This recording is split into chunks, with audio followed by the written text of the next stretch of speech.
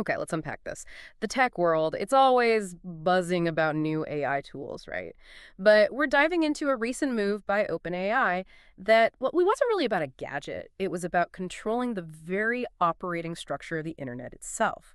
The launch of ChatGPT's Atlas browser, October 21st, this wasn't just another product release. It felt more like a shot fired at the foundation of search.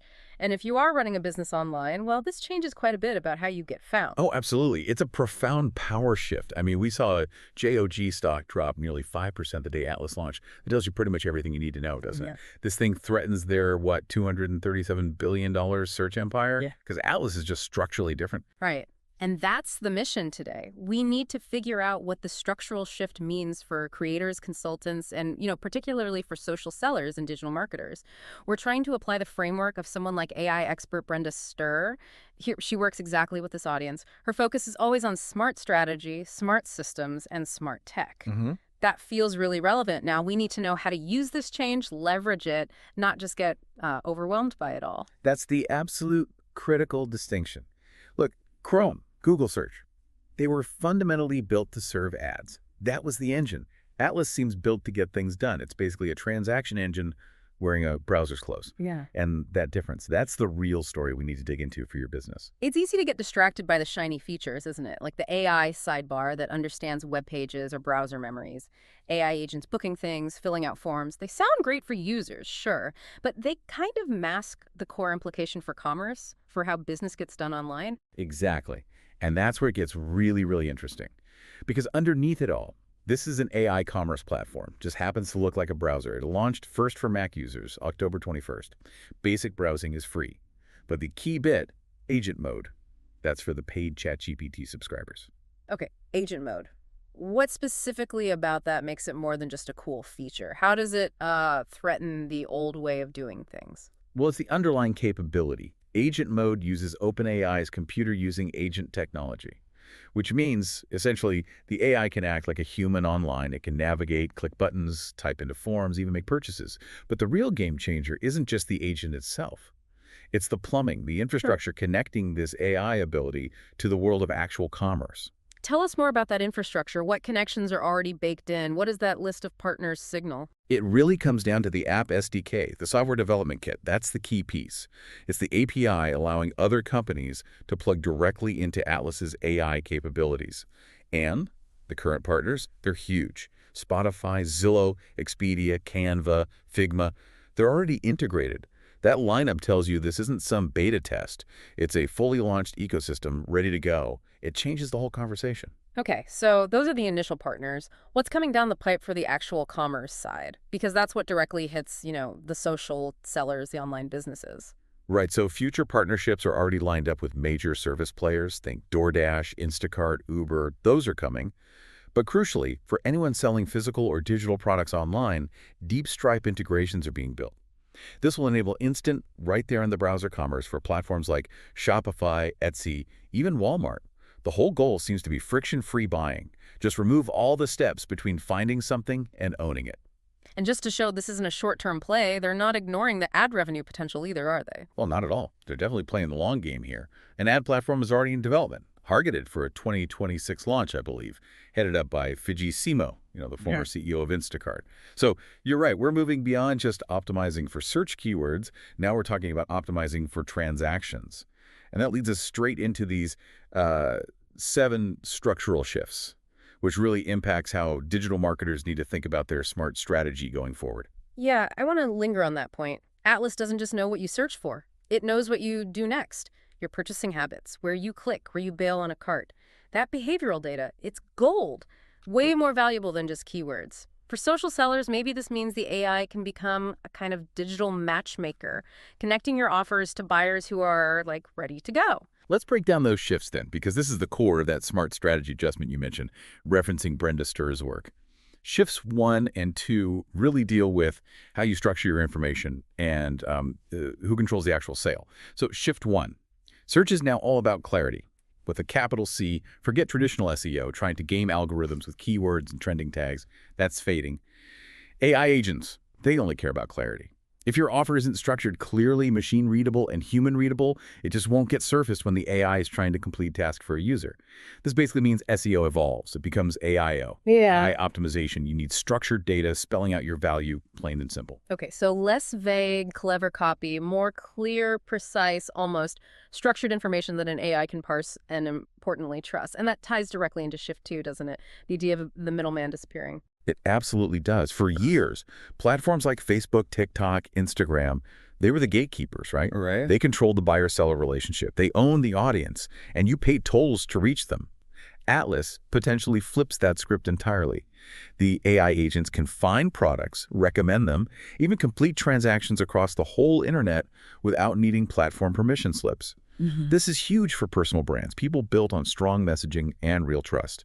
You could be discovered and transact directly without constantly needing to pay to play on every single social feed. Wow, that's a massive potential shift for relationship marketing. Okay, if that's strategy, let's look at content tactics. Shifts 3 and 4. I find this idea fascinating. Your content suddenly has a second audience. It really does. Shift 3. You are now creating content for humans and for the AI. That AI is acting as your customer's digital assistant, remember. So that means vague, cute language, stuff designed purely for emotional hooks. It's probably not enough anymore. Your copy, your website, your product descriptions, they need to clearly communicate 3 things: what you offer, who it's specifically for, and what problem it solves for them. Structure, clarity, precision. That's kind of the new viral language for AI. And Shift 4 really hammers home the need for those smart systems Brenda Sturr talks about. Speed will win. Yes. Atlas is laser-focused on efficiency. It wants the quickest path to completing the user's goal. So if buying your product takes, 8 clicks, filling out 3 different forms, navigating some confusing site structure, the AI agent is likely just going to bypass you. It'll find the competitor with a clearer, faster path to purchase. This means simple landing pages are critical, clear, upfront pricing, one-step checkouts. And yeah, this is probably the official death knell for that classic friction-heavy DM me to order approach on social media. In this new world, that kind of friction becomes a major visibility killer simply because the AI can't complete the task efficiently. Okay, so the first 4 shifts cover strategy, clarity, content, systems. The last 3 seem to focus on building authority and ownership. Let's look at Shift 5, AI authority. Right. Shift 5. AI authority will compound. What does that mean? Atlas will likely favor businesses it can verify, businesses it trusts. If your message is inconsistent across platforms, maybe your website says one thing, your LinkedIn says another, the AI might lose confidence. So sellers need consistent messaging everywhere. They need multiple authoritative mentions online, think reviews, articles, structured data, and clear, reliable delivery systems.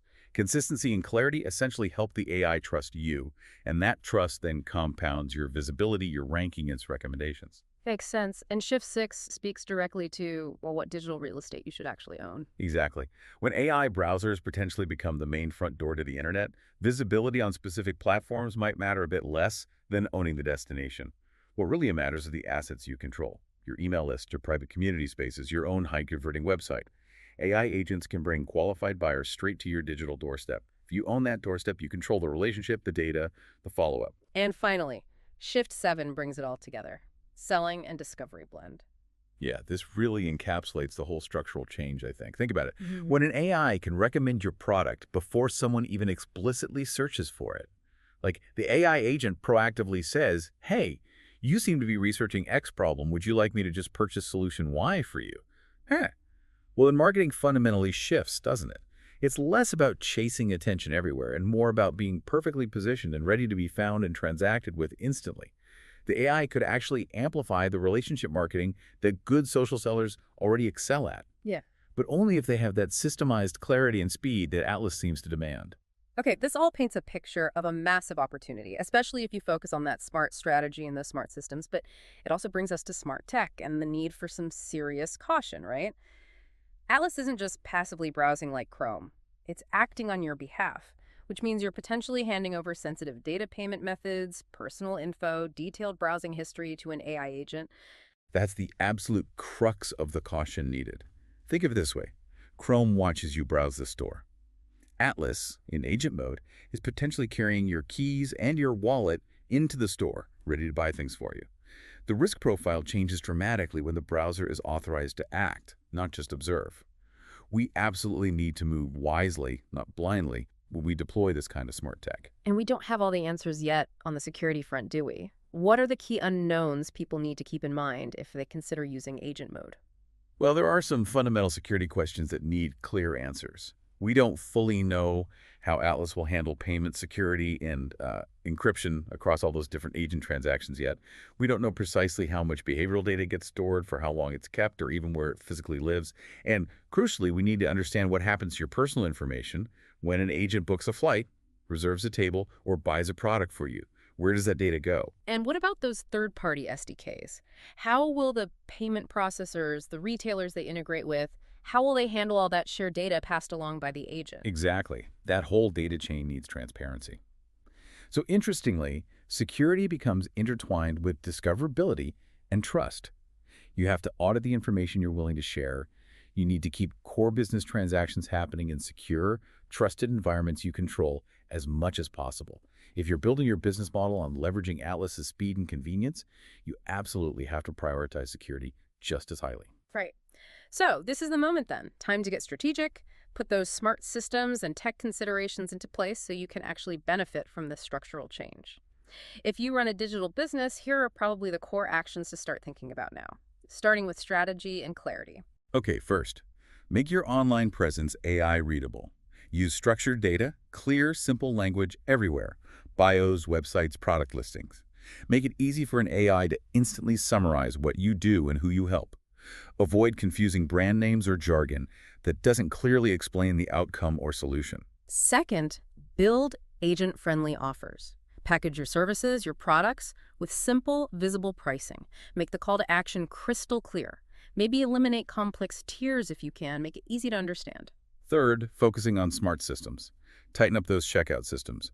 Ruthlessly remove every single piece of friction you find. The path from discovery to purchase must be fast, simple, and easy if you want the AI agent to choose your offer over a competitor's slightly slower one. Fourth, back to ownership. Own your audience. Double down on building your email list, your community, assets you control. Because if AI agents start bringing qualified buyers straight to your digital doorstep, you need to be there to capture that relationship and nurture it long term.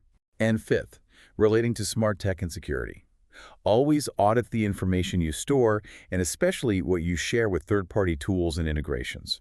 Ensure your own website systems, your payment gateways, are compliant with current security best practices before you rush to integrate any new, fancy, frictionless tech. Okay, so the bottom line. The browser wars seem to be back on, and Atlas looks like a genuine structural shift in how the internet handles commerce. Buyers will likely depend more and more on AI to find what they need. So the people, the brands, the offers that are easiest for AI to understand, fastest to buy from, most trusted, and demonstrably secure, they're the ones positioned to win this next phase. That's it. And for social sellers specifically, you've likely already mastered the personal connection, the relationship marketing piece. That's a huge advantage. Now it's really about layering in that necessary structure, that AI-friendly visibility, and that robust security so the AI can find you, understand you, and crucially, trust you enough to transact. The ones who implement that smart strategy and those smart systems early, they won't just be keeping up, they'll likely lead the market. Which leaves us with maybe a final provocative question for everyone listening today. If AI agents are truly prioritizing fast, trusted, frictionless commerce, how quickly do you really need to convert your most popular DM order type social content, which is pure friction, into a structured, maybe even one-click purchase path? Because that efficiency might just determine your entire future visibility in this evolving landscape.